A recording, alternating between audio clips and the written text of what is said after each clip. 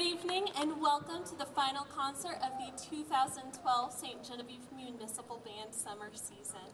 We are glad to have all of you with us again this evening. Before we begin our first piece, I would like to invite Sue Gagg from Channel 798 up to the stage area as it is. On behalf of the Muni Band, I would like to present Channel 798 with a check just to show our appreciation for their being here each week to record our concerts so that folks can watch them at home. So thank you very much.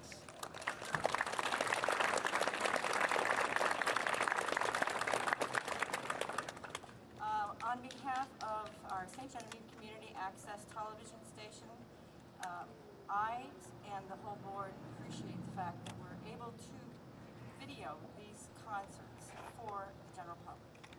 And we're so happy to see people coming and enjoying them. Thank you.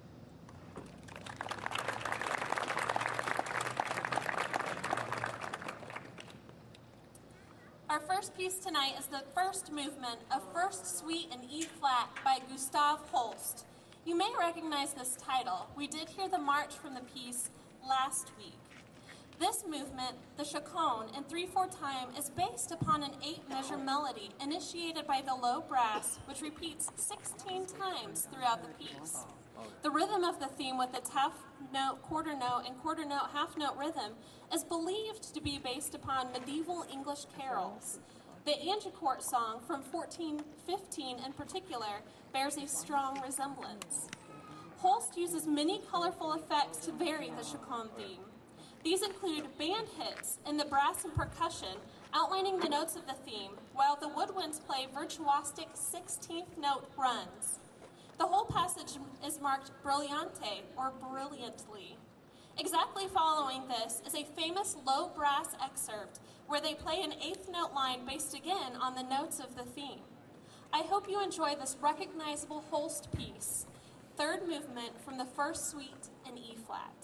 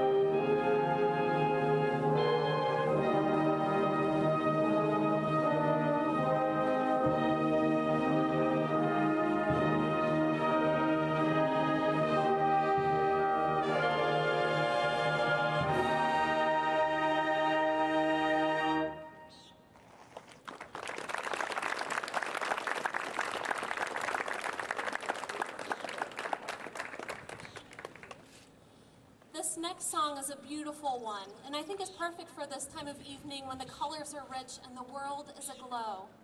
On a hymn song of Philip Bliss is Holsinger's translated American hymn, It Is Well With My Soul. It is his largest selling work and has been used in several televised memorial performances in recent years, including commemorative services for the Challenger astronauts, Ronald Reagan, and the fallen heroes of the American Armed Forces. This piece was written to honor Reverend Steve Edel, the retiring principal of Shady Grove Christian Academy, and was presented to him as a gift by the Academy's concert band. I hope you enjoy this beautiful and moving piece on a hymn song of Philip Bliss.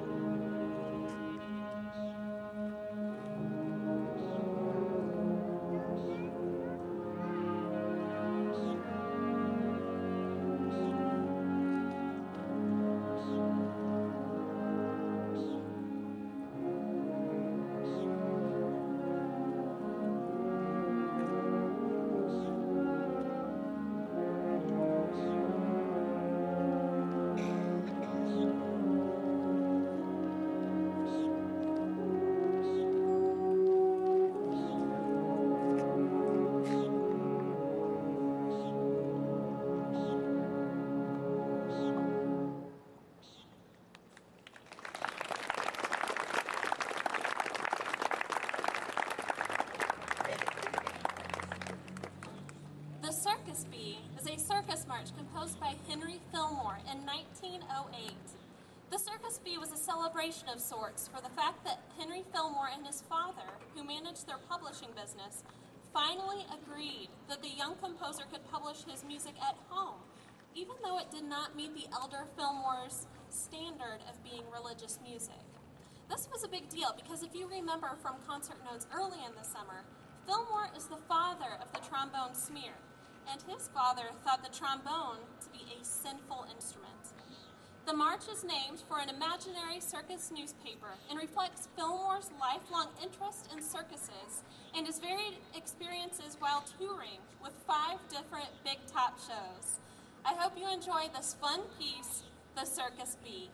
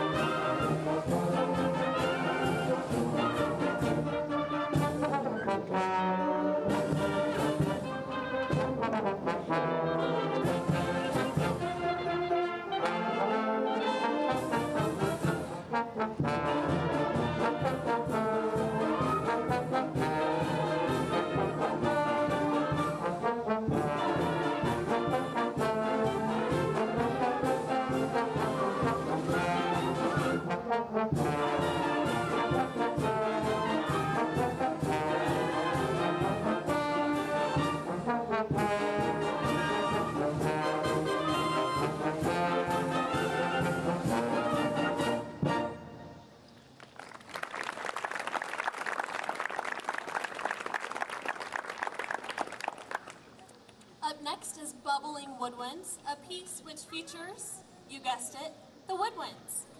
But before we hear this piece, let's have a quick lesson in Band 101. A woodwind instrument is a musical instrument that produces sound when the player blows air through a sharp edge or through a reed, causing the air within its resonator, usually a column of air, to vibrate.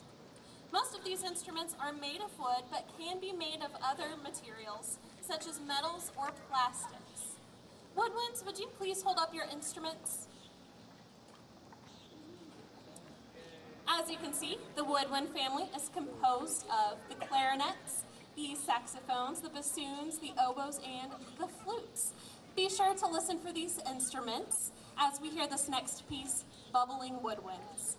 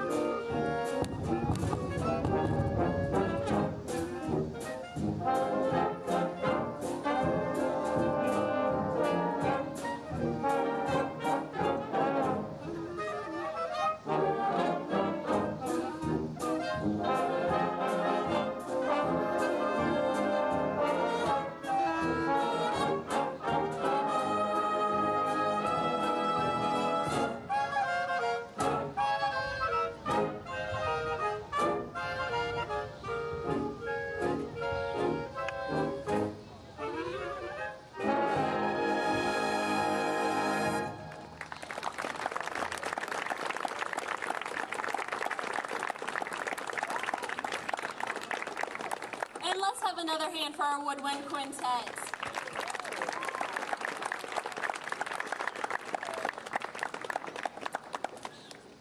Now we'll hear Irish Washerwoman, the first of two Leroy Anderson pieces that will be performed tonight.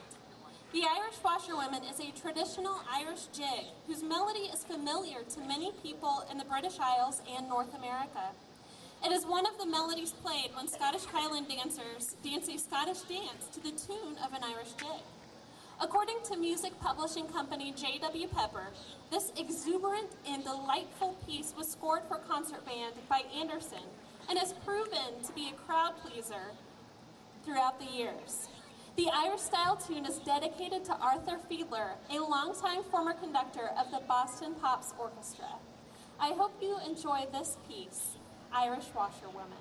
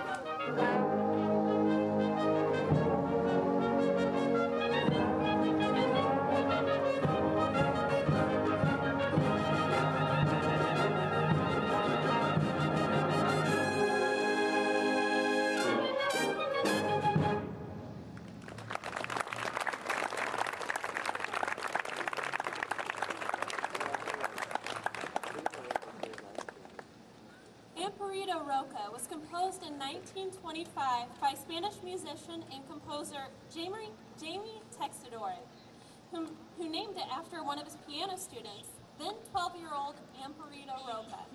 It was first performed in September 1925 in the theater El Siglo in the town of Carlet, where the composer lived at the time. It is a paso doble and one of the better-known pieces of Spanish music around the world. Paso doble, translated double step, is a lively style of march music and a style of dance, as anyone who watches Dancing with the Stars knows. Paso doble is based on music played at bullfights during the bullfighter's entrance, or during the passes just before the kill. The leader of this dance plays the part of the matador. The follower generally plays the part of the matador's cape, but can also represent the shadow of the matador, as well as the bull or a flamenco dancer in some figures. I hope you enjoy this bright and colorful piece, Amparita Roca.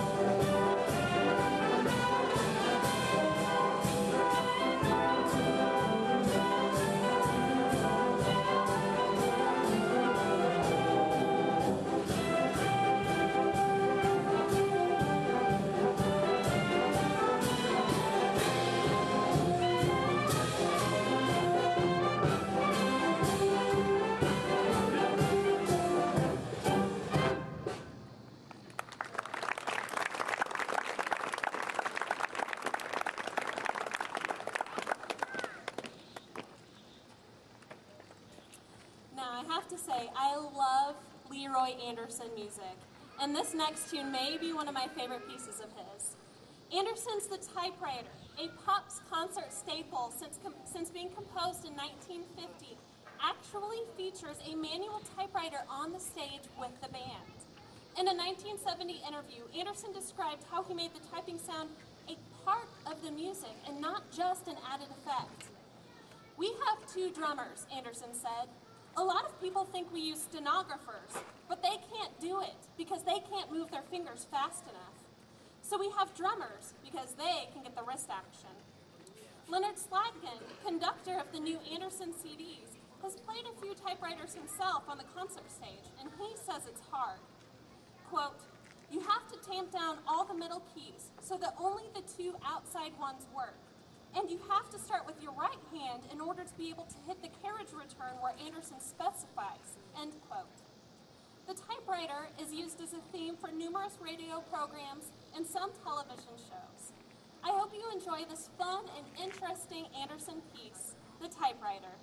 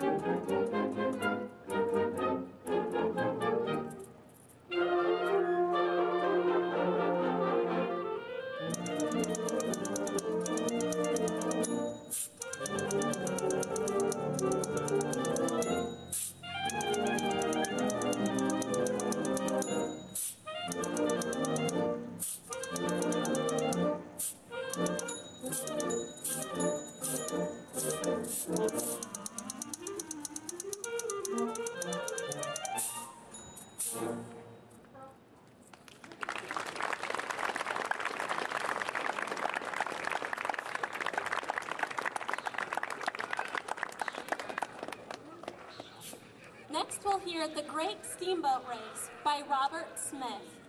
Composer Smith has more than 600 published works to his name, including 3 symphonies, 2 concertos for solo instruments, tunes for drum and bugle corps, and hundreds of other individual tunes.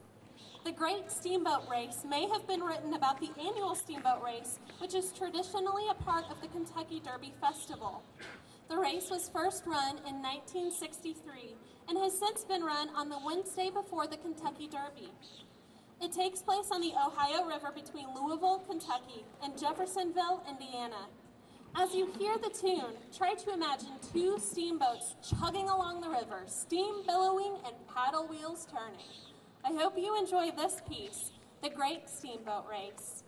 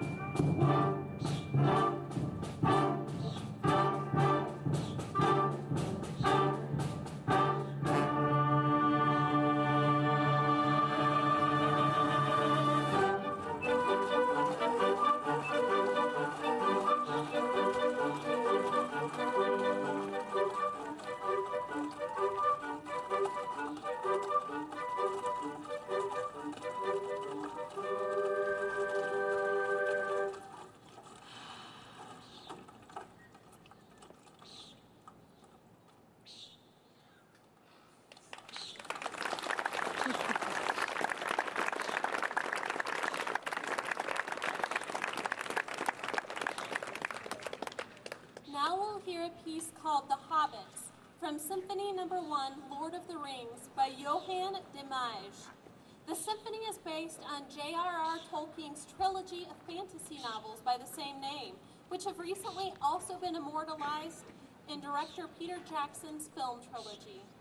Each of the symphony's 5 movements illustrates an important character or event from the Lord of the Rings story. Gandalf, the wizard; Lothlorien, home of the elves; Gollum, the pitiful former keeper of the ring; Journey in the Dark, a chronicle of an expedition through abandoned dwarf mines; and Hobbits, the piece we'll hear tonight. Says Demage of Hobbits, the 5th movement expresses the carefree and optimistic character of the Hobbits in a happy folk dance.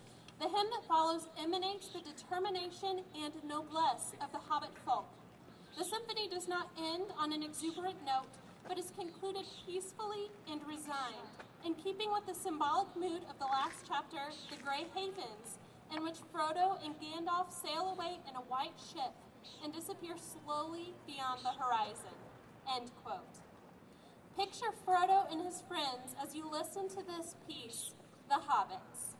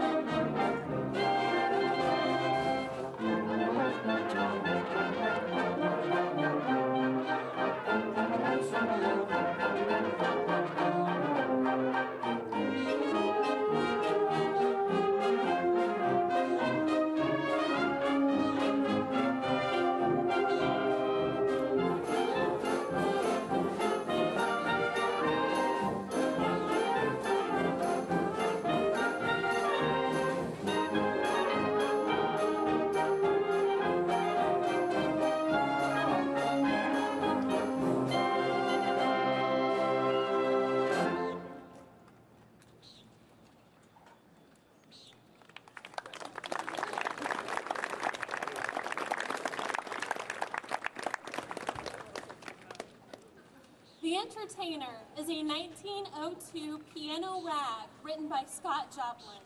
One of the classics of ragtime, it returned to top international prominence as a part of the ragtime revival in the 1970s, when it was used as the theme music for the 1973 Oscar-winning film, The Sting. Composer and pianist Marvin Hamlish's adaptation reached number 3 on the Billboard Pop Chart and spent a week at number 1 on the Easy Listening Chart of 1974. The Sting was set in the 1930s, a full generation after the end of ragtime's mainstream popularity, thus giving the mistaken impression that ragtime music was popular at that time. The Recording Industry Association of America ranked The Entertainer number 10 on its Songs of the Century list. Tap your toes along to this fun piece, The Entertainer.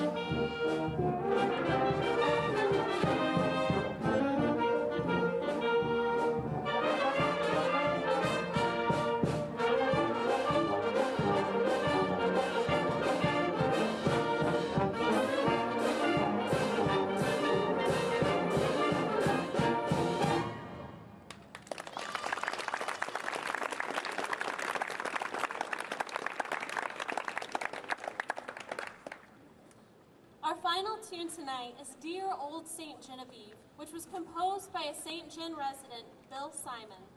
Sadly, Mr. Simon and his wife both passed away this spring. It is fitting that we close our concert this evening and our municipal band season with a tribute to our town. As I said earlier, it has been a pleasure being here with you each Thursday evening, and we truly appreciate your braving the heat, humidity, and mosquitoes to join us each Thursday. I hope you have enjoyed listening to the concerts as much as we've enjoyed putting them on for you. This last song, Dear Old St. Genevieve, is a salute to all of you patrons of the municipal band. Thank you so much for your support and encouragement. I hope you enjoy this final piece, Dear Old St. Genevieve.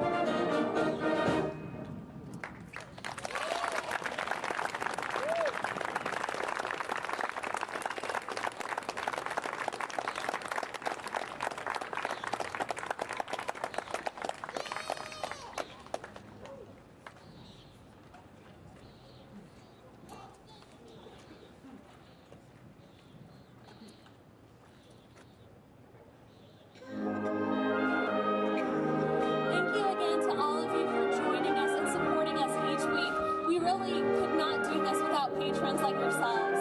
Thank you again to Sue Gag and Channel 798 for recording our concert